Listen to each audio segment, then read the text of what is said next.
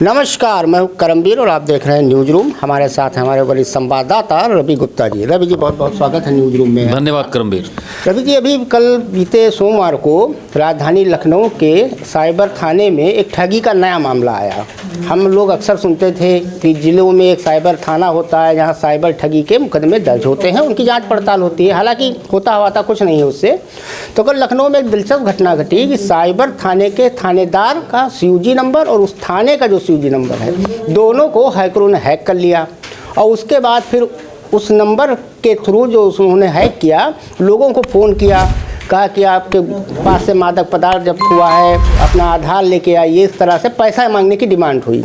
इस पर FIR भी दर्ज हुई। जांच पड़ताल हो रही है। टीम रवीना त्यागी DCP ने गठित की है। अब उसका क्या होगा ये कोई नहीं जानता है। तो आपको क्या लगता है कि साइबर थाने खुद ही, जब जो रोग का इलाज करने वाला डॉक्टर है, जब वही रोग से ग्रस्त हो जाएगा तो रोग का इलाज होगा कैसे?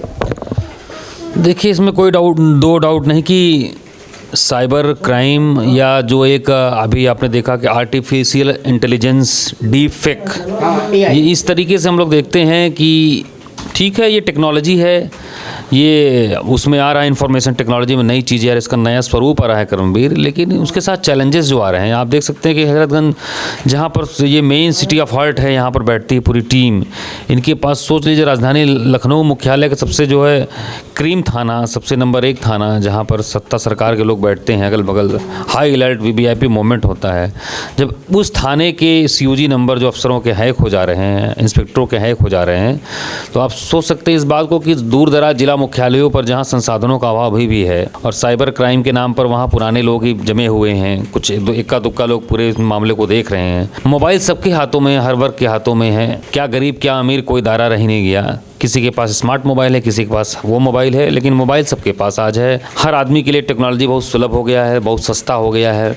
इस कंपटीशन के युग में तमाम ऐसी कंपनियां आ गई, तमाम ऑफर दे रही हैं। तो आप मोबाइल के एक क्लिक पे ही उनका कारोबार चल रहा है पूरा सब कुछ। तो ऐसे में ये चैलेंजेस जो आ रहे हैं कि मुफ्त की टेक्नोलॉजी जो मिलती जा रही है, बहुत सस्ती टेक्नोलॉजी मिलती जा रही है, तो उसका जो यूज टू होता है वो ऑब्जेक्टिव कहीं ना कहीं इस पूरे सामाजिक परिवेश में बदल जा रहा है। तो ऐसे में जो साइबर को लेकर और सरकार बराबर साइबर क्राइम, साइबर थानों के, इसके पहले जो DGP थे विजय कुमार, कई बार उन्होंने कहा प्रेस कॉन्फ्रेंस में मीडिया कर्मियों से, साइबर थानों का अलग से ये बनेगा वो बनेगा, बजट में भी उसका उल्लेख हुआ। इस तरीके से अलग अलग अभी नए DGP साहब आए हैं जो है प्रशांत कुमार जी, उन्होंने भी इस पर फोकस किया है। उन्होंने तो यहाँ तक कहा कि जिन नंबरों पे सरकारी नंबर हैं, पुलिस अफसरों के, अधिकारियों के, जो संबंधित लोगों के नंबर थानों के, उस पर रिस्पांस जो उनका होना चाहिए बहुत क्विक होना चाहिए। लेकिन अब जो आप ये हैरानी करने वाले जो घटना बता रहे हैं, तो ये वाकई में बहुत ही हास्यास्पद है। और पुलिस के लिए, जो पुलिस सबके लिए काम करती है और सबके जांच पड़ताल इस तरीके से जो होते हैं, ऑनलाइन जो ठगी का मामला होता है, साइबर का मामला होता है, जब वही उसी के अंदर लूप होल्स होगा, उसके सिस्टम में, उसके मैकेनिज्म में जब इस तरीके की दिक्कतें होंगी, तो कैसे वो आम पब्लिक को सॉर्ट आउट करेगा? तो यह तो चुनौती बहुत बड़ी है। अभी पिछले दिनों आपने देखा होगा हरियाणा में दंगा हुआ था, तो इसका जो हब सेंटर पहले माना जाता था बिहार का जामताड़ा, उसके बाद हरियाणा में निकला एक नूह के आसपास के लोग ये इस तरह की ठगी करते हैं। आपको क्या लगता है कि सरकार क्यों नहीं इन तक पहुंच पा रही है? ऐसी कोई टेक्नोलॉजी क्यों नहीं सरकार खरीदती है? जब इजराइल से पेगासस खरीदा जा सकता है जासूसी कराने के लिए, तो ऐसी टेक्नोलॉजी भी निश्चित तौर पे अब बन गई होंगी दुनिया में। तो उस टेक्नोलॉजी का यूज काहे नहीं पुलिस कर रही है, काहे नहीं भारत सरकार उसको लेती है? बताते हैं हमारी मॉडल पुलिस है, हम ये कर रहे हैं वो कर रहे हैं। तो ऐसा क्यों हो रहा है?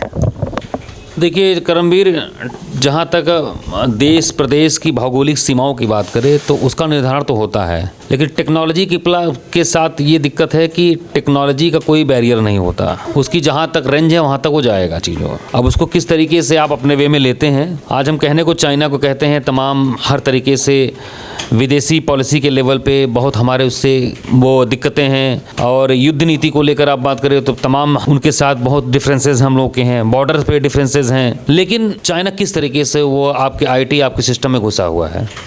तो सवाल ये है कि जो आपने कहा कि अभी बिहार था, हरियाणा था, ऐसा नहीं है, अब नेपाल भी इसका हब बन चुका है। जो सूचनाएं आती हैं हम लोगों के पास, नेपाल का भी काफ़ी बड़ा इलाका जो बॉर्डर एरिया है, वहाँ से चीज़ें हो रही हैं। बंगाल से भी चीज़ें हो रही हैं, वहाँ के भी नेटवर्क इस तरीके से पकड़ रहे हैं जहाँ तक सूचनाएं आ रही हैं। अब तो आप पूर्वोत्तर राज्यों में जाइए तो वहाँ के भी कुछ लिंकअप इस तरीके से सुनने में आ रहे हैं कि उधर के भी लोग इधर जो है। तो जो ये चुनौतियाँ बढ़ रही हैं, तो सरकार को मेरे हिसाब से और आर्टिफिशियल इंटेलिजेंस को लेकर बार बार प्रधानमंत्री नरेंद्र मोदी खुद जो एक डिजिटल व्यक्ति माने जाते हैं, एक डिजिटल लीडरशिप में विश्वास रखते हैं वो, लेकिन नीचे के लेवल पे अभी भी आप जो कह रहे हैं कि प्रदेश का जो हमारे यूपी का जो ढांचा है, कहने को तो टैबलेट से हमारे बजट को पेश किया गया, ऑनलाइन सारा सिस्टम है, सब कुछ, अब किताब विताब वो सब लाद वाफान नहीं, ये सब नहीं करना पड़ता, हमारी पूरी विधानसभा एक तरीके से एकदम डिजिटल हो चुकी है, पेपरलेस हो चुका है, वो सब चीज़ें हो चुकी है। लेकिन उससे पहले ये भी देखना होगा पॉलिसी मेकर्स को, नीति नियंताओं को, हमारे नेताओं को, हमारे जनप्रतिनिधियों को, सरकार को, कि पुलिस जिसका इन्वॉल्वमेंट हर लेवल पे हर जगह होता है, तो कम से कम पुलिस को जो है इस तरीके के संसाधनों से लैस किया जाए और साइबर को लेकर, थानों को लेकर एक अलग से पॉलिसी बने और उस पर एक अलग से जिम्मेदारी और जवाबदेही तय हो, उसका एक बजट एलोकेशन अलग से हो, वो केवल एक थाने के ऊपर उस पर निर्भर ना हो, उसी के पार्ट उसका वह ना हो, एक अलग पार्ट हो। तो मुझे लगता है उसके साथ साथ साइबर एक्सपर्ट जो हैं, जो प्राइवेट सेक्टर, निजी सेक्टर के हैं, उनके साथ उनकी जो है उनका ट्रेनिंग प्रोग्राम्स हो, इस तरह के शेड्यूल्स हों। केवल पुलिस है तो ज़रूरी नहीं कि पुराना पुलिस या पूरी पुलिस जो है वो ट्रेंड हो, हर तरीके से जानता हो। पुलिस भी हमारे आपके बीच का हिस्सा होता है। वह ऑफिसर्स को छोड़ दे, नीचे वाली पुलिस बहुत बड़ा उसका वो ऐसा कुछ मेंटल या ऐसा कुछ, क्योंकि इतना दबाव हो, इतना कार्यक्षेत्र इतना बड़ा होता है इन लोगों का, तो ऐसे में ट्रेनिंग स्किल्स जो होते हैं वो सब चीज़ें इससे बहुत दूर होते हैं। तो मुझे लगता है कि जैसे परेड की सलामी होती है, परेड की ट्रेनिंग होती है, तो इस तरह के भी जो साइबर सेल्स की ट्रेनिंग होनी चाहिए हर इंटरवल पे, और एक मतलब इंटरलिंक जो सिस्टम बनाना चाहिए साइबर थानों का, कि जो अलग अलग वो जो हो जाते हैं उसका भी एक हेडक्वार्टर लेवल पे एक सिस्टम होना चाहिए। तब मुझे लगता है कि जो लूप होल्स बीच में आ रहे हैं वह जो है लूप होल्स इस तरीके से नहीं आएंगे।